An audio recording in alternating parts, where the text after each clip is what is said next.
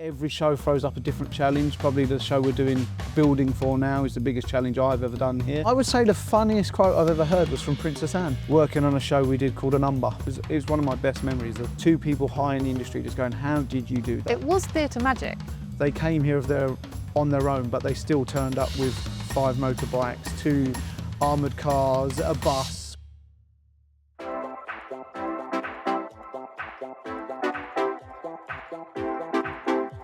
Welcome to the Bridge Theatre podcast, where we'll meet the people who make the magic happen. On stage, backstage, and everywhere in between. We'll dive into their first spark with theatre, the moments that shape them, and even build their fantasy theatre production. Think dream casts, legendary creative teams, and shows that may or may not exist yet. And of course, the perfect stage to present them on. Along the way, we'll find out their most memorable moments at the Bridge, and even find out what they'd be doing if they weren't in the land of theatre.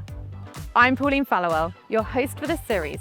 So get comfy, we'll get the curtain up, and we'll get started. In this episode, we're talking to James Edwards, our head of stage. He's worked here at the Bridge since the very beginning, and before that, in both Glyndebourne and the National Theatre. Hi, James. Thank you for chatting today. And I know it's amongst chaos because we're in changeover, which is it your busiest time? Yeah. Simply, yes. Could you tell us what you do here at the Bridge? What's your title and what does that involve? So I'm James Edwards. I'm the head of stage for the Bridge Theatre, and I'm in charge of anything that happens within the auditorium, where it's the format change, the load-ins from the dock, from the lorries to the stage, and I facilitate any of the shows coming in the building and all the shows going out the building. And when you say format change, you literally mean when we go from one configuration, so it could be end on, people facing one way, watching one thing, and then suddenly we can do it where we take all of those seats out, we put another seating block in, we have people standing, it's mad, and it's like a massive Meccano set in there, right? And you facilitate all the people doing that? So between me and the stage team, we have about 15, 20 people in. Yeah. We work with 2 teams to take the auditorium down and then rebuild it into the format that we need. So we've just come out of prom, which was 400 people standing on the floor. Yeah. And we're now going to what we call long thrust, which we're doing slightly different this time because of what the next show is. It's something we've never done, even in my time at the Bridge. And it's a whole new challenge. So we're doing the format slightly different this time. And you say your time in the Bridge, you have been here since the beginning. So the fact that still 7, 8 years on, we are doing new formats. Yeah. Is that fun? Oh, it's just, well, I've been here so long. The job doesn't change. It's never the same thing each day. It's not just an end-on show and we just throw sets in and out. It's a challenge every single fit up. And I've been lucky. I started as crew here and I've worked up to where I am now, which has been an amazing journey. And what I love about working is I don't just do backstage. I help a lot front of house. I do a lot off-site. So it's a really unique and fun role to have at the Bridge. And the stuff off-site, is that to do with the sets and the construction of everything? Yeah, so we have 3 stores now, which are scattered all over the UK. Oh, wow. We have one that's down in Kent, we have one that's in Greenwich, and we have one that's up at Nottingham. So I'm constantly, between shows, sending things to different locations, but we may need them for the next production. So it's making sure we've got the logistics to come back to and from places. So last week for the start of this fit up, I was in Nottingham loading the lorries ready to come back here so that they come back how we need them because of our unique loading where we work. I can't rely on people to load it how we need it. So I go off site with my team, we load the trucks and then we come back to do it here. Wow. Is there anything different about this theatre than there is about others in terms of all of that? You said you like it a certain way. Is it because there's so many specifics here? Yes, it's just such a unique, different place to work. No show has ever been the same here. Every show throws up a different challenge. Probably the show we're doing building for now is the biggest challenge I've ever done here. Wow. And even the production manager who's been in the industry for 35 years has never done a show like we're about to do. Wow. That's a good tease-in. Yeah, I'm not saying too much, but for those who are going to come and attend, it's going to be something special. And just, this is the Lady from the Sea. So depending on when this goes out, it might still be on or when people are listening. But that's so exciting to hear. So you mentioned that obviously you've been here since the beginning, but what's your first touch point with theatre? Okay, so this is going to sound crazy. My first memory of theatre was as a child being dumped under dressing room tables because both of my parents work within theatre. My father's a stage manager and my mother's been a production manager for many years and has gone on to work in a new position now as a producer. So I've constantly been in and out of theatres, and I remember lots of time being dragged as a child into a dressing room, and while they went and did a fit up or a get up, I was sat underneath playing with a Game Boy or some Lego while one of the cast would look after me. And yeah, I've got memories like that since I was probably about 9 years old. Wow. And did you enjoy it? Did you like being in those places? As a kid, it was fun because we got to go on loads of trips, and we'd be taken, because my family used to tour, so we would be in Blackpool or up to Stoke or down into Devon or all over the country. So as a kid, I got to go to loads of different unique places. I was very fortunate to be able to go on tours worldwide as well, to places like Oman, Oh, wow. into Europe. It was, so growing up, it was really fun, quite a unique opportunity. And did you do it, when you say as a family, was it also your It would full depend. family? So because I've got a younger brother, so it depended who was on tour where. So we would either go with my dad on tour somewhere if we were off, or we would go. One of us would go on tour with mum while she was away touring. So we would be constantly going to different places as family, and then usually weekends with time at home. And did you know what they were doing? Were you aware of what their job was? Yes, because I had an understanding of it very early, Yeah. and it was always explained to me, and I was intrigued by it. Yeah. But growing up, when I got to 16, 17, I did not want to work in theatre. Why was that? From being dragged around everywhere, I just didn't see myself ever working in theatre, ever. What did you? I mean, this is a question we go on to, but what did you see yourself at that point? So I trained to be an air steward. Amazing. I did 4.5 years at Travel and Tourism to be an air steward. Wow. And it just didn't work out in the end. It didn't become what I thought it was going to be. Yeah. Was very fortunate, ended up working in a bar and loved it, really enjoyed it. It was just before the smoking ban and stuff kicked in and bars started to struggle a bit. Yeah. I was very fortunate to meet my partner there in the bar we worked in, and so it all worked out very well. Still very fortunate, I had a lot of friends who were still within theatre through my parents working in it, and got offered some work, and it just went from there, and I ended up being at the National for 10 years. Wow. Doing stagehand there. I never changed position. I was a showman there, really enjoyed that time. Yeah. I felt I needed to progress. I'd applied for jobs there and wasn't getting it, so I kind of knew in my head it was time to move on. Yeah. Did a few little jobs at various different theatres, different venues, but ended up going to Glyndebourne, which was, apart from working here, probably one of my favourite jobs. It's such a unique, big, hard thing to do, and was very fortunate that I enjoyed my time at Glyndebourne, ended up touring again for 5 years with them. And then Johnny Pascoe, who it was my former boss here, mentioned that there was an opportunity coming up at the Bridge Theatre, which was going to be a new venture, a new venue, and I would suit one of the positions that he had coming up. So I came up from a night shift, met Johnny very early in the morning for a quick interview and breakfast. Yeah. And the journey started from there. I finished at Glyndebourne and then I started at the Bridge Theatre nearly 8 years ago now. Yeah. Is there something, do you miss the touring element? You mentioned touring a few times, because we are just one theatre and we one are, place. now I've got kids, I don't miss touring at all. And I'm getting old now, so the touring life isn't for me anymore. You're not old. I feel old. I feel old. I loved touring at the time because obviously money was very good at touring. Yeah.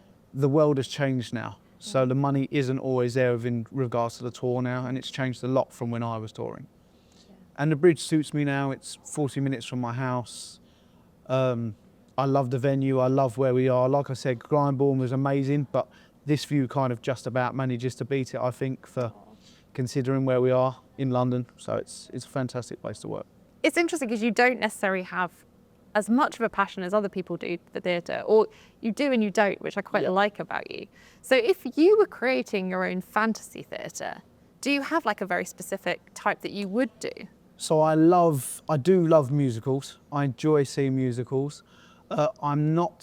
It sounds crazy, I'm not I don't enjoy plays because I have a very short attention span, so I find it hard to sit and watch plays. Interesting. But Rock of Ages and the Queen show, it was at the Dominion, I must have seen 11 times. We Will Rock You. Yeah, I loved We Will Rock You. Growing up, every year I probably saw it once a year. Really? Was it the So music? it was the music. Yeah, yeah. I liked the way the show was done. It was probably one of my first big shows I saw as a young 12, 13-year-old. Oh, wow. And seeing the automation, hearing the sound, the size of the stage, the scale, it just opened my eyes up to, I like this. This is something amazing. Yeah. There is theatre for everyone in that world of, like, as you say, there are plays, but there are big... If I could write and do something, I would love to do EastEnders as a show. A proper, a London-based Cockney show, starring, and I would say Danny Dyer would probably star of it. I would love Guy Ritchie to write and produce it. Amazing. And I would probably have the comedy side of it done by Richard Bean, because my favourite show when I was younger, growing and working, was One Man, Two Governors. I was very fortunate to work on that for 2 years. And as a stagehand? As a stagehand, and I became the flyman on it at the Haymarket. What's a flyman? Sorry. So a flyman is all the set pieces that come in and out of the air. Oh, yeah. In a traditional house, it's called a flyman, and it's manual counterweight. So the piece has weight on it. You pull a rope either in or out, and the piece comes to the deck. And I ended up taking over that position, and I really enjoyed it. Enjoyed my time there. It was just a fun show, just generally. I loved the writing. All the people I worked with on that, from James Corden to Ian Arthur, were amazing people. Yeah. And we were very fortunate on Guys and Dolls to get Owain came back here. Yes. He's, again, between him and Danny Dyer, they would be my two leads in a show if I could do it. That'd be great fun. Danny Dyer's just, I find him hilarious, and he's just natural as a person, doesn't care what someone thinks. Yeah. And Owain is one of the nicest people I've ever worked with, and their banter would be incredible. It would be fantastic. And Owain's always had a lot of time for the crew and talking to people and being around for other people and appreciating what we all did. Yeah. And growing up, he was one of the first people I saw who did that. So he would definitely get a piece in one of my, if I can produce a show. Oh, he'd always come and talk to us as well in like the press and the marketing teams. He always wanted to know what was going on and be involved in it. He appreciated everything that everyone did. It wasn't just about him. Yeah. And he was always very grounded like that. So cool. Would you want music in this? Because you do say you like a musical. I probably would, but thinking about it, I don't know how I'd get the music into it. But we would have some cheesy rock in there somewhere. Is there cheesy rock? Yeah. What would be? There would be probably a vending machine or a jukebox in the background playing out some tunes. So we'd make sure we'd have some music in it. What song would you absolutely need in it? Is there like a specific artist or a specific track? Oh, that's a really good question. That's a really good question. I'd have to get Bruce Springsteen, Born in the USA, in there at some point. Even though, I love that, even though it's like a British... Yeah, there'd be some cheesy American rock in the background. So, I love that. Yeah. Dancing, or would it be very straight? Not dancing. Although I bet Danny Dyer could do a bit of it. He could probably do some moves. And we know Owain can, because he did a bit for all of those things, actually. So yeah, there could be some movement, but not. And where would you produce it? That's a really good question. So it would probably have to be the Bridge. The Bridge is now what I would say is my baby. I'm proud to look after that stage. I'm proud of the team that I've got here. Yeah. And I never wanted the head of stage position when I took it over. So now that I really enjoy it, it would have to be in this place. It's a very unique, special theatre to be in. And would you want to be your role while doing this? Oh, 100%. I would stay grounded and do what I'm doing. So. You're not going to get involved in? No, I trust Guy Ritchie to do. He does some good things, so I'm sure he could manage and I love that. Make it right. Yeah. Love it. Great. It'd be EastEnders sort of combine like with Snatch and Lock Stock, cool. All into a show, which proper, I think like would be London grounded. Yeah. I'm very proud to be. I'm a Londoner and I love London, so proud of that. I feel like there could be more things done like that. Like actually, we've not seen a lot of that recently on stage. Like, yeah, I like it. I love the films like Legends, Snatch, based on like the craze and true crime stories. So it would kind of go into that. That would be really fun. Unique and different. And that's what we need. Yeah. I could actually see the poster would be very cool. Yeah. I think we do a really good photo shoot for that. It would have to have the river in it. Yeah. Similar to the EastEnders start, but not as. Yeah. But a bit more. Yeah, no, I can see it. I think that could sell. I think you'd get a good London audience for it. and they'd come and also you get that film audience to kind of... I don't think it'd be our normal audience, but I think that'd be good. It'd be different. What do you go and see on your time off? Do you go and see musicals? Do you get time to see things? I do every now and again, obviously with the kids now, and unfortunately, as we all know, theatre it's not cheap. No. So we try and do at least 2 shows a year. My younger son wanted to see Lion King recently, so we went and saw Lion King. And depending what other, this week my kids are going to see Six a musical with their grandparents, so they'll go and see that. And we try and see something, at least 2 shows a year. And they regularly come to this. They came to press night for Midsummer Night's Dream and really, really enjoyed it. And depending on the work they were doing here, they'll often come in and see something. And we try and see theatre if we can. Do they know what you do? Do they appreciate theatre? Or do you think, because obviously you must have been really having that relationship you did when you were a kid with theatre. Were you aware that you didn't quite want to do it the same, or were you like, no, I want to embrace it? I'm very lucky with my role here that for when we're doing fit ups, I'm very busy and my hours can be crazy. Then my time comes down. So the kids know when I go into a busy period, and so does my partner, that I will be around a lot more towards that period coming down. Midsummer Night's Dream was a very different situation. I ended up being the technical stage manager for the opening of the show and getting that running. And that was due to my experience having worked the show before. Yeah. And I don't think it was that people forgot, but we as a company forgot how big that show was. So big. And the times had changed from when we did it, that we did that pre-COVID, 2019. and to do that show again, it was a very different show. Yeah. So I was a lot busier on that show, and my time I was on the shows doing a lot more than I had done before. But that made me appreciate the job I do now and what I used to do, and which is why I really, really enjoyed doing Midsummer Night's Dream again. So. Yeah. And again, it's amazing how you can just dip in to do stuff here, especially. That was always what I said when I took this role, that I would have the freedom to do shows if I could. And do you think your kids would want to go into theatre? No, currently neither of them want to go into theatre. Fair. I imagine that will change. My oldest is 14 now, and he's at the age where he sort of knows the direction he's going in and what he wants to do and stuff. So, but they've already said one of them wanted to be a train driver, and now that's gone. One said he wants to be a policeman. That's kind of changed now. So. Bless them. I mean, I still don't know what I want to do when I grow up. So at the age of 14, I'm very happy that they just, as long as they go down the road that they're happy doing, they'll find something. So cute. And you are, as you say, you are so grounded here, and you've done so much here. I mean, I'm going to ask you what some of your highlights are, but my highlights with you, some of them were during COVID, where me and you were in that auditorium trying to measure, keeping social distance. It was really where I bonded most with you. Yeah.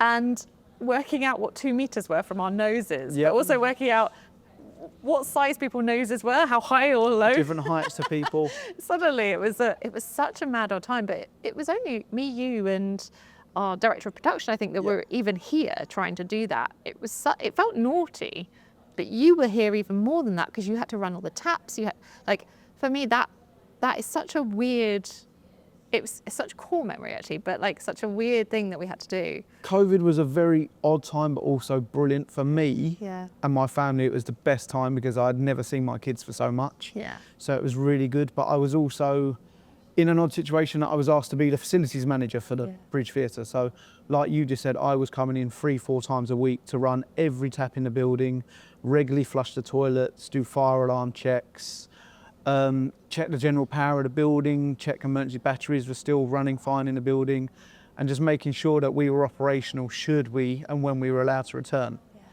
And like you just said, we were very fortunate. At one point we were the only theatre that was operational and trying to run shows in a season. Yeah. And we were very fortunate that our auditorium seats can be removed so that we could have 2 meters between each seat. And we went from a house that was about 948 seats to about 258 seats. But when we were open, people were here, people wanted to come back. We made it work, and we had a season of a really good run of small shows, which worked, and people came and saw and enjoyed it. So that was one of my big achievements. And my other, which is what often catches people out here, was working on a show we did called A Number. It's one of my proudest shows I've ever worked on. I loved that show. It's my favourite show I've ever done here. Is it? Yep, favourite show I've ever done here. And I was only a stage crew back then, and I was just stepping into the position I'm as a deputy head of stage back then. Yeah. And it was because after press night, a lot of people who I knew within the industry couldn't work out how we did that show. Was it automated? Was it on sliders? Yeah. Was it screens? Was Because it was amazing because you had one scene and then we had a blackout and it was then there would be a whole instantly nother, it was a different sitting room, wasn't Yep. it? Because We the had- characters were in different sitting rooms. It was just 4 crew just pushing huge trucks on the back of the stage as quiet as we could in a time we always had to be on time in pitch black, but it worked. And it was just really nice that night coming out, and it was one of my best memories of 2 people high in the industry just going, how did you do that? It was theatre magic. It was theatre magic. But it was simple. There was no automation. There was nothing clever of it than 4 crew just doing what they were good at. And that was really, it's what we did here. Yeah. The crew were fantastic. I mean, you've also been on stage in roles. That's the other mad thing I think about your role. It's like you could just be thrown on to do anything because there was that moment where suddenly it was like, oh, we need death in like Christmas Carol, and it was. I forgot. So again, that was due to COVID. We were doing a Christmas Carol. It was a small show, so we were able people not to be near each other all the time. But unfortunately, our crew member slash stage management who was playing the ghost got COVID the day. Oh, I didn't realise that you weren't meant to do that role. No, I was never meant to do that role. I was at London Bridge Station going home. Nick Heitner rang me and he said, I need you tomorrow. Can you go on as ghost, please? So that we could still do a show. Because I'd been backstage and not been near those people. I know I'd seen the show. And that was a very, very unique opportunity. I came in the next day and I had Simon Russell Bill on stage teaching me a fight. I had Nick Heitner in one ear and I had the associate producer in the other ear talking me through where to walk on stage, how to be on stage. The amazing team here, a lady called Anna. So the other ghost was 6'4". Yeah. I'm not 6'4". So his costume did not fit me. So I came in at 8 in the morning to work with Anna and she made me a costume in one day. Wow. And I went on that night as the ghost. And yeah, it was a very surreal opportunity, and I've got to thank, like, Simon Russell Bill came in early to go through it with me. He wanted the show to go ahead. Yeah. Nick Heitner came in to help. I mean, that was the time where everyone just wanted it to happen, didn't they? It was incredible. Yeah, so I've even been on the show in the Bridge Theatre in front of an audience. So. Had you ever done that before? No, so that was my acting debut. So. I don't think you even got a credit for it, sadly. No, I didn't in that one, but it was. Well, now's your credit. This is your big credit. It was a very unique opportunity, but it was. So cool. I mean, that's how varied this job is, isn't it? Like, is there any other like mad moments where you've been like, what am I doing here? The Book of Dust. Yes. That is the show that pushed the building to the highest limits we've ever done. We opened that up coming out of COVID. Yes. And again, trying to work in teams and bubbles was so hard. And of course. It was still at the time where people were getting it, but the rules were slightly different. But as a company, we were trying to be very good, so making sure that people weren't in the building with it. And we were literally doing the understudies for the understudies. Me and the stage management team at the time were doing cues for each other, covering each other. And it was quite a unique show because we had real babies in the show. So at one point we had our head of production on stage also helping carrying the baby, who would then give it to me, who would then give it to the stage manager. Wow. We were then running all over the place because we were down crew, so we were trying to cover other people's plots. Yeah. It was a challenge and we almost got through, but there was one day where we literally had no more cast left to cover positions, and unfortunately COVID beat us. Yeah, we had to close for 10. You had to close for 10 days, didn't you? I remember that Christmas. It was kind of a surreal one because it was over Christmas that it all hit, and it was kind of odd to not have anything on over Christmas. And we tried our best with this. Yeah, because you don't want to let anyone down. I think that's the ethos here generally. No one wants to let anyone down, whether it be audience, whether it be other people. It was tough, but what an achievement by the end of it. And it was such a good show. Yeah, it was. It was a very good show. I mean, you kind of touched on this earlier, and I know that you didn't go down to be an air steward, but if you weren't here, if you weren't in theatre, if you hadn't then gone into that route, do you think you would still be an air steward, or do you think you would have gone down a completely different route? Oh, that's a very good question. I'm not sure how honest I should be. I was a very naughty teenager to young adult. I think if it wasn't for getting into theatre, I think I would have. But isn't that really inspirational for anyone that is a bit lost? Yeah. That is a bit. I what do went wanna through do? 3 years where I really didn't know what I was going to do, what I wanted to be, who I wanted to be. Yeah. I think that all kind of changed when I did meet my partner. Yeah. She made the better of me. I got into a better place, enjoyed the work I was doing, and she spoke about having a family. It was like, so what am I good at? And I knew I enjoyed working. I found doing get-ins and get-outs and loading lorries and stuff fun. So it made sense. Let's just pursue that. Yeah. And then as I got better at doing it, the work got more and more. I was very fortunate to work with some really good heads of stage who have stayed with me throughout my career and helped me get into this, where I am now. Yeah. A production manager really pushed me into taking this job, and a former head of stage who I work with, both were like, you can do it, do it. And that's why, yeah, I'm so glad I did in the end find this role.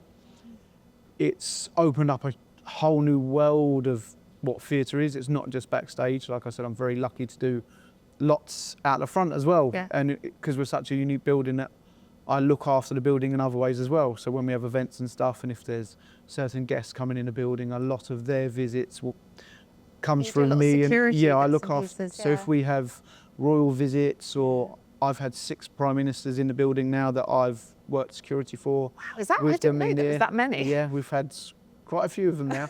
Former. Yeah. Yes. So, yeah, Boris has been in, John Major. Yes. Rishi. Rishi's been in. Yeah. We've had lots of high visits from people. We've had royal visits. We've had we were very fortunate on Guys and Dolls that Yes. Camilla brought her family here for her family Christmas visits, and they had an amazing night. And it was quite surreal because their visit here was not a royal engagement. So they came here on their own, but they still turned up with 5 motorbikes, 2 armoured cars, a bus, but we were told not to hide it or not put it anywhere. So it was very odd to have a visit of that profile, but we couldn't act on it. It was there just day out. So yeah, it's been very fortunate what I do in my role. Have you met, who's the coolest person you've met doing that, or coolest to you? I would say the funniest quote I've ever heard was from Princess Anne. Really? So Princess Anne has been here on 3 occasions now, and she's a patron for an event we do here. Yes. And someone almost spilt some beer on her, and she turned around to the person and went, "That would be an absolute waste." And the security just sort of pushed the guy back, and he just laughed, and she just smiled it off and carried on just being. She's amazing. She said hello to everyone. She was shaking hands. She spends a lot of time speaking to just having a chat with people, and she was just very down to earth, which you don't expect. Yeah. Who'd have thought you'd have been, that little boy under a table, like meeting royalty? Yeah, and, it's a very odd role. This role in this theatre, but it's why I do it, and I enjoy it. Do you see you going anywhere else? Do you see anywhere else that you do in the future? Is there any role that you're like, I'd love to do that? So my retirement plan is to work within the prison industry. Really? I think when I leave theatre, I would like to go into mental health and work within prisons for younger people and be a mental health advisor, help people leaving, trying to get back into the industry, into the world even, where they want to go. And I've enjoyed learning a lot of mental health. Yeah, because you're part of the first I've aid. done a lot of training. First aid team. For us at the Bridge Theatre. And it's something I actually enjoy doing, and I'd like to use it in another way when I leave. I mean, you have such a big team and a vast range of people that you deal with, and I think you are one of the people that advocate it the most here, actually. I know that a lot of people come to you and a lot of people trust you, and that wonderful thing of people don't actually necessarily expect that in theatre, or don't think it, I don't know, they don't think it's necessary. We're all happy, clappy people, but it is important to say that everyone has real lives, everyone has stuff going on. I think theatre as well, everyone thinks it's quite glamorous and you're going to meet the stars all the time. And actually, when you really think about what theatre is you're in a room that has no daylight, that is in the dark, that is telling a story, And quite a lot of the times it can be quite a sad story Yeah. or quite a dark story. So for people actually who are suffering with mental health, sometimes theatre, I think, is the hardest industry to be in. You've got to be polite to the public all the time. You've got to put on a bit of a front all the time. Yeah. And you're in a dark room, you leave late at night, you go home in the dark, and sometimes you may not see daylight. Yeah. So I think sometimes people forget and see a different side to theatre. Yeah. So I think one thing the Bridge is very good at is our mental health side of. It's very available. There are a lot of people who are good at doing it. There's a lot of people to talk to. Yeah. And it's if you feel safe to talk to someone, there is someone there to talk to. And I think it's one thing that the Bridge has really helped me out with. That's so good. And, you know, amazing that you then want to take that on and do that in prisons. And I mean, also, I do think, you know, theatre is helpful in some ways in opening up those themes. I know, as you say, sometimes it can be too much for someone if they don't know it is, but I feel like you'd be amazing doing that. Thank you, James. We've gone down quite a path there, but I love it. Thank you so much. No, thank you.